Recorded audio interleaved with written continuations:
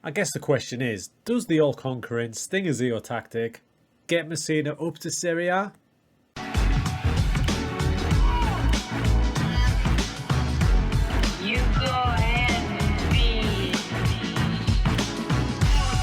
What's up everyone, it's that time again to check up on ACR Messina and let's see if the all-conquering Stinger Zero tactic does the business in Serie B with a weak team.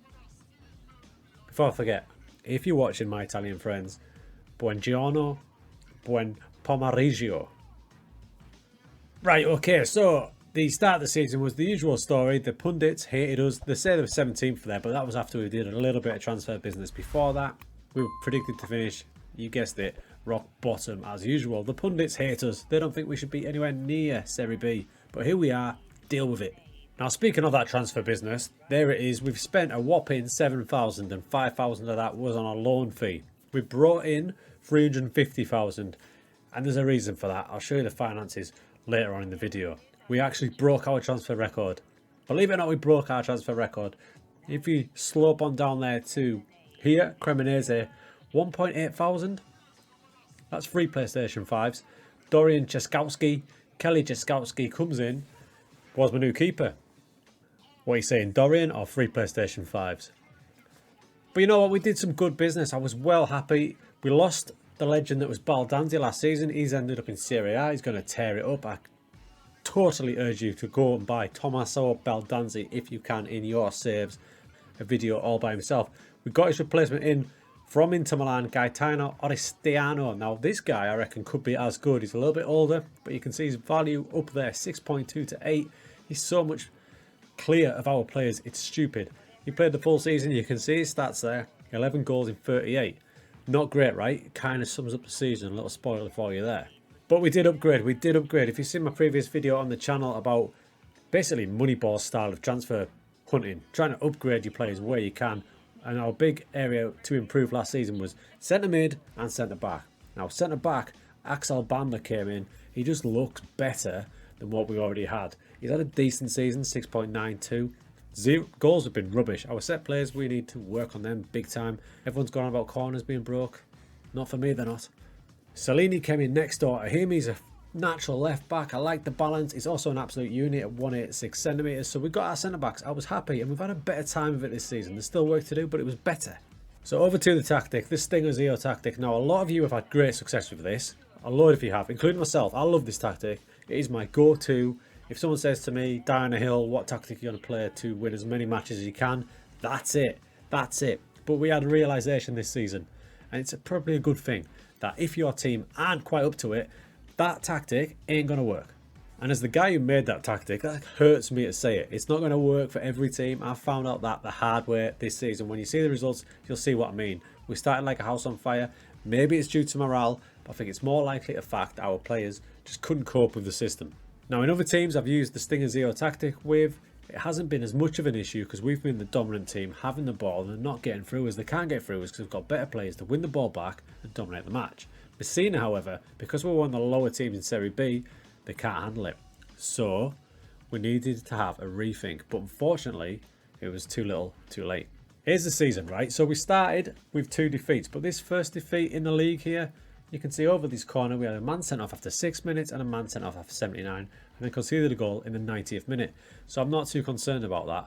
Then we had a good little run, we won 3 straight and I thought here we go. We lost to Monza, who got relegated from Serie A. Again, I'm not too concerned and we bounced back with 3 straight wins. Now here from Catanzaro onwards is where it went a little bit wrong. You can see we conceded 4 goals, 3 goals, 2 goals, 2 goals. Awful run all the way down here. There's even a 5 goaler there. We just could not get it going. I'm playing this all on stream on Twitch at the time. So I'm talking away to the chat. We're not making changes because I can't concentrate and make changes while I'm streaming. I just can't do it. When we got to March and I'm offline and I start to think about it a bit more, we come to this Catanzaro game and we change formation completely. And I'll show you it shortly because it's probably the one we're going to go in with for season 4. And it's a little bit funky and it's linked to a video we've just done. The video in question is about the inverted wing back specifically on attack. Now this might seem ballsy with a team that aren't very good, but 2 of our better players are the fullbacks, so I thought there's nothing to lose, why the hell not? We started playing it here against Catanzaro. We won 3-1, Lecce beat us in the 0-2, but they're going up back to Serie A. But we've had a good run. Vicenza, Brescia, Spal, beat them. Pizza with a draw. Disappointing against Tanana. Cittadella 2-2, which would prove vital. Then we drew 2-2, lost 2-4, trying something a little bit different. And finally, we beat Empoli, one of the better teams in the league, 3-1. It left us here in the league. Heartbreakingly, we finished 9th. And the playoffs in Serie B, and I didn't even know this, I thought it was higher up. I thought we were aiming for 6th, which is why I started experimenting lower down the season. So another tip for you, when you get to a new country, go to rules and have a look at it and study where you're actually going to be able to finish. I didn't. I thought I was out of it. It turns out we miss out on the playoffs on blooming goal difference. Can you believe it? Won 15, drew 9, lost 14. A very middle of the road kind of season. So our 2 seasons in Serie B now are 6th place last season, losing in the playoffs. Proper heartbreaker, that one. And a 9th place. So 2 top 10s. Not a disaster. But I wanted to get to Serie A within 5 seasons. And we're running out of time now. I think by the time we get to Serie A, I'm going to look like Gandalf.